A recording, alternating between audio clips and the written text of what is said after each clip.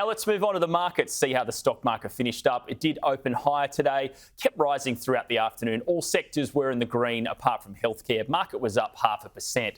Payments company EML was the top tech stock. It's up about 40% in the past month. Gold miner Resolute was up too, and that's thanks to a stronger gold price. Plus, Champion Iron was the best performing iron ore miner. The price of iron ore is back to its highest level since April.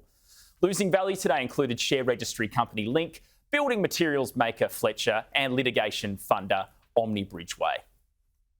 Australia's unemployment rate remains stable at 3.7% during August, despite almost 65,000 jobs being created during the month. There are now 14.1 million people employed in Australia, up from about 13 million at the start of the pandemic. Joining me now is AMP Deputy Chief Economist Diana Messina. Diana, thanks so much for your time. It looks like job creation was much higher than what economists were expecting. Afternoon, Ed. Thanks for having me on. It was higher in August, but don't forget that last month we actually had a bit of a fall in jobs growth. So we do need to average out the change in employment. We know that the monthly jobs data can be quite volatile. Economists sometimes call it the labour force lottery. So if you average jobs growth out over the past 3 months, it will show you that employment's running at about 30,000 jobs a month, which is modest, but it's not significantly high, and it's actually lower than where it was last year. Last year, we were averaging about 42,000 new jobs created every single month. And if you think about the inflow into the population every single month, we need to be creating about 37,000 jobs just to keep the unemployment rate unchanged. Wow, and it looks like in August, about 62,000 of those jobs were part-time roles. So what's this telling us about the economy and current business hiring practices?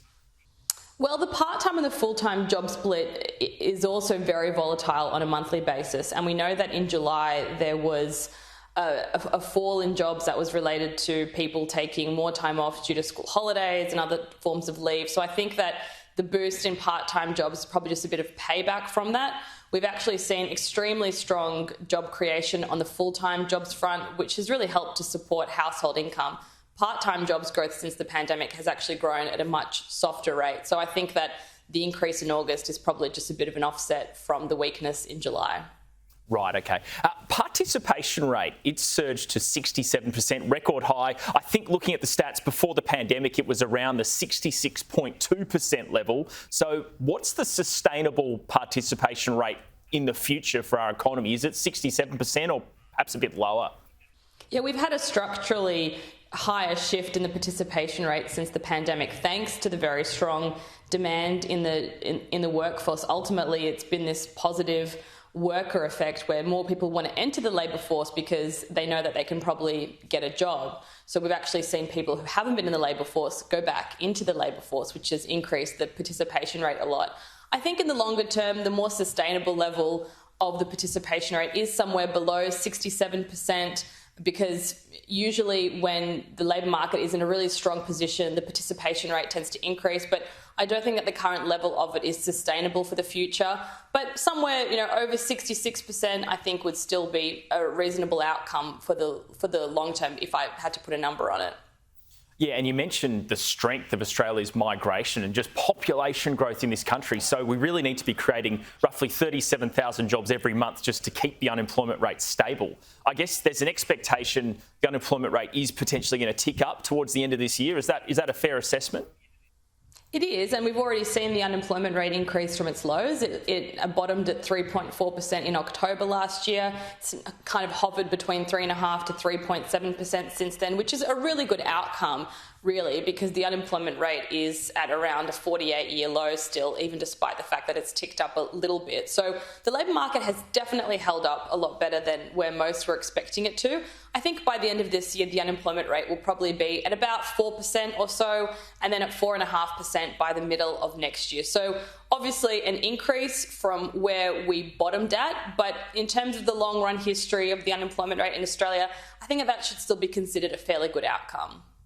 We saw the Aussie dollar lift a little bit today off the back of the numbers. How's the Reserve Bank going to interpret today's unemployment figures?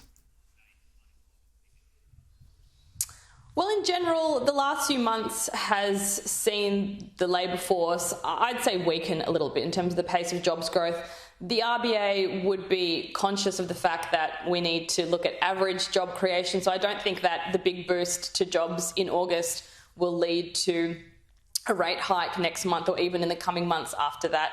I think the Reserve Bank would very much be paying attention to some of those forward-looking indicators of jobs growth, things like job vacancies, job advertisements, hiring intentions. Those are all pointing to lower employment growth in the months ahead. Labour force figures are quite backward-looking in terms of they're a backward-looking indicator of the economy. So I think that the RBA would obviously be very well aware of that. So there's nothing really in today's job figures that make me worry that we're going to see another rate hike. But if we do see the labour force holding up a lot stronger in the next 6 to 12 months, that could put some more upward pressure on wages growth. And that could mean that the RBA has to keep rates higher for longer. So perhaps our view that we're going to see the start of rate cuts from the first quarter of next year might be a little bit too optimistic. Maybe those rate cuts won't start until the second quarter or into the second half of next year, just based on the strength of that jobs market. And really quickly, on Monday, Michelle Bullock starts as the new governor of the RBA. She's talked about seeing the unemployment rate rise to 4.5%. Is that kind of where you see full employment as well? Yeah, we think the unemployment rate will be at about 4.5% by the middle of next year. And I'd say that that's a pretty good guess of where full employment is in Australia right now. But if we get a recession, the unemployment rate could easily get to 5 or 5.5%. Diana Messina, Deputy Chief Economist at AMP. Thanks so much for your time today. Thank you.